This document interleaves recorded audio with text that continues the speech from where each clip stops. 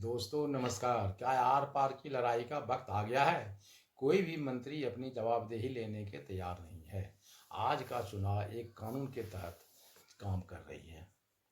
चुनाव आयोग और सुप्रीम कोर्ट के आदेश का इंतजार हो। इधर उत्तर प्रदेश में के मुख्यमंत्री का ग्राफ नीचे आ रहा है। अखिलेश यादव का ग्राफ ऊपर की ओर बढ़ रहा है। इसलिए चुनाव आयोग वहाँ के जनता को एसआईआर के द्वारा भरोसे को साधने में लगा हुआ है। उत्तर उत्तर और दक्षिण भारत में बीजेपी की सरकार नहीं रह गया। अब क्या आर पार की लड़ाई उत्तर प्रदेश और को लेकर है या और पंजाब को लेकर होगी। चुनाव आयोग इसी कमोबेश में सिर्फ गुजरात की स्थिति ऐसी है जहां न तो सरकार को अपना धर्म का या न कोई जाति की राजनीति कर पाती है। वहाँ 2002 2005 दो के बाद इधर इधर कांग्रेस कह रही है कि अब देश में सभी विपक्षी दल को एक खेमे की तरफ एक होने की जरूरत है और पूरे अब पूरे देश में राज्य स्तर पर जिला स्तर पर कैंपेन चलाया जाए जिसमें जनता की भागीदारी हो और इसमें साफ समझाया जाए कि देश के सामने संविधान बचाने की समस्या है। देश देश से कानून का राज भी खत्म हो जाएगा। लोकतंत्र एक दिन में खत्म नहीं होती है। पहले धीरे धीरे उनके संस्थान को कमजोर किया जाता है। उस उनको स्वतंत्रता नहीं रहने दिया जाता है। देश चुनाव आयोग देश के बीजेपी सरकार के रबर स्टाम्प की तरह काम कर रही है। इधर उत्तर प्रदेश में बीजेपी के खिलाफ जनता पार्टी का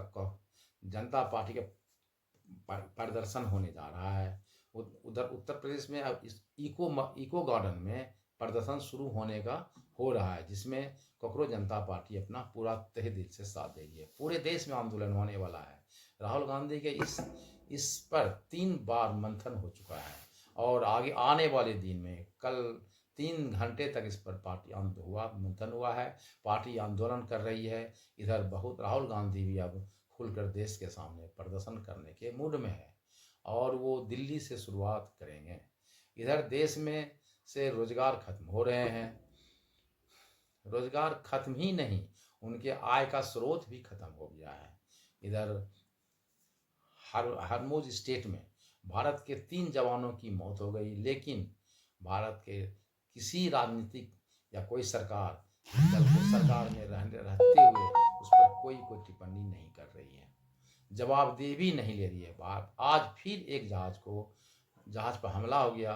देश के वीर जवानों का पर भारत का टिका हुआ है। इधर सरकार अपनी अपनी कुर्सी की तानाशाही में अपना वक्त दे चुका है कि किसी परिस्थिति में नेता का इस्तीफा वक्तव्य दिया है, किसी पर नेता का इस्तीफा नहीं होना है। देश का दुर्भाग्य है। इस देश की किसान की समस्या जुड़ी हुई है। आजकल के पत्रकार को भी बोलना बंद कर दिया कि विपक्ष सत्ता में नहीं आ सकता। दूसरी बात यह है कि जितने भी क्षेत्र पार्टी है वो अगर एक होकर चुनाव नहीं लड़ते हैं तो कभी सत्ता में नहीं आ पाएंगे। ये यहाँ की परिस्थिति है। देश के सामने बहुत बड़ी परिस्थिति आ गई है। यहाँ के जनता को अपने आप से इस पर मनन करना होगा।